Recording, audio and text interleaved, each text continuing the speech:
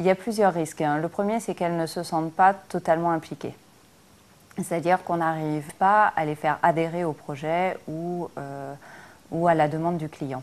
Le deuxième risque, étant donné qu'on ne contrôle pas leur temps et le temps qu'elles allouent au projet, c'est qu'elles ne consacrent pas assez d'efforts à notre projet par rapport à d'autres projets que ces personnes peuvent faire localement. Le risque, c'est l'angoisse du collaborateur qui est à distance et qui craint peut-être de ne pas mesurer toutes les attentes qu'on porte sur son efficacité. Le risque, c'est l'angoisse du bureau parisien de ne pas tout maîtriser, de ne pas avoir donné les bonnes consignes et à la vérification de voir qu'il y a un travail qui n'est pas totalement accompli. Le risque, c'est en fait de devoir se passer de toutes les petites visites et méthodes de contrôle inopinées et informelles qu'on a quand on a les gens sous la main dans un bureau. Donc pour remplacer le manque de proximité, on doit mettre beaucoup plus de contacts, beaucoup plus de visuels, beaucoup plus de rassurance.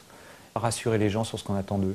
La rassurance se fait quelquefois sur des petits riens, sur des appels fréquents, quelquefois sans objet précis, de la prise de contact quotidienne, sur savoir si tout va bien. Il est évident que dans la gestion du télétravail, et de manière, je dirais, plus globale de toute personne qui est à distance, il faut aussi imaginer que ce qui est un petit problème dans une entreprise peut devenir un gros pépin pour le télétravailleur.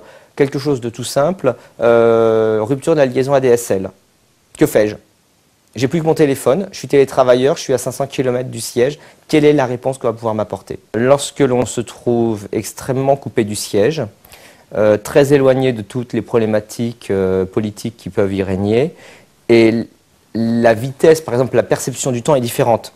Un commercial ne comprend pas que l'entreprise n'aille pas plus vite. Il est souvent nécessaire de faire appel à son N+1 pour être son représentant au sein de l'entreprise.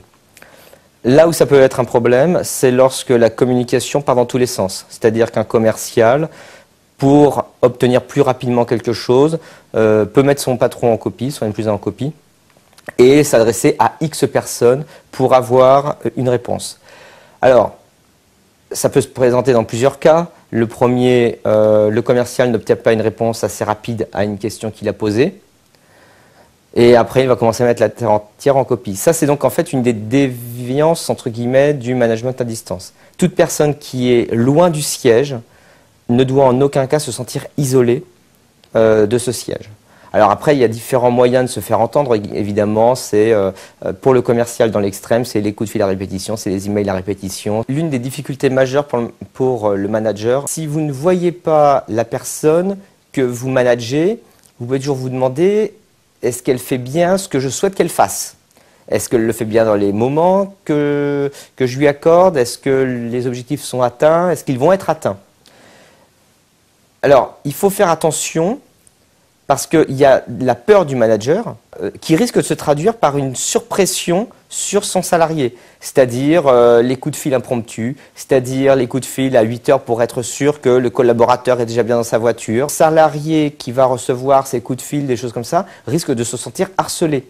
Donc, dès l'instant qu'il va se sentir harcelé, la qualité de son travail va diminuer. Il va devoir plus se justifier que vraiment d'expliquer. Et donc, dans ces cas-là, on rentre dans une spirale qui risque d'être dangereuse, et pour le manager, qui risque d'être taxé de harcèlement, et pour le salarié, qui va se retrouver démotivé à la fin.